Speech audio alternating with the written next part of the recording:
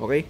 So magkano ang nagastos namin sa roofing expenses sa isang 4 aguas na may sukat na 12 meters by 16 meters. So sa roofing, yan. So sa roofing ang ginamit namin is 0.5 ang kapal, dark gray na long span. So yan. So nakagamit kami ng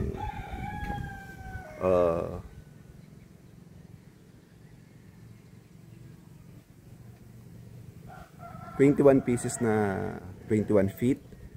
Tapos may 18 feet na 2 pieces. Tapos 17 feet na 7 pieces. So all in all, ang nagastos namin para sa roofing, so ang presyo pala sa amin is sa bawat per feet, 90 pesos per feet. So sa roofing materials, sa roof pa lang, nakagastos ako ng mga 70,000. So sa tech screw na ginamit naman namin, gumamit ako ng 2 inch. So bumili ako ng 2 box. So sa isang box, 300 pieces. So parang 600 pieces. And blind rivet, yung pinangkabit naman namin sa aming box type gutter cut 24. So sa gutter naman, gumamit ako ng 24 pieces na gutter. So box type yan, cut 24. So ang gutter namin dito is 410 lang kada piraso. So all in all, ang nagastos namin sa pagpapakabit ng bubong, so kulang pa to ng apat na 21 feet, dalawang 18 feet.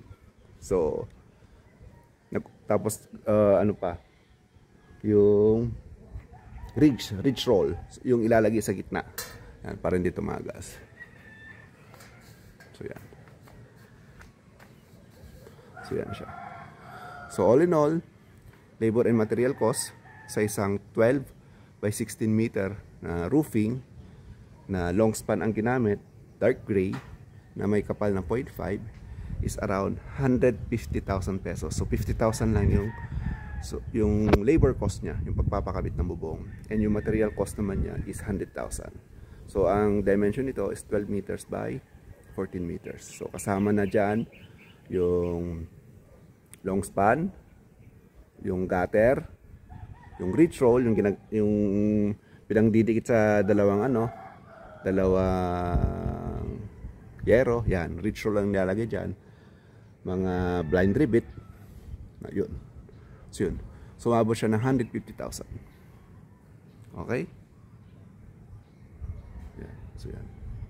So continuation nito sa Wednesday, kasi nag-order kami ulit ng roof kasi kulang. So yan. Yan.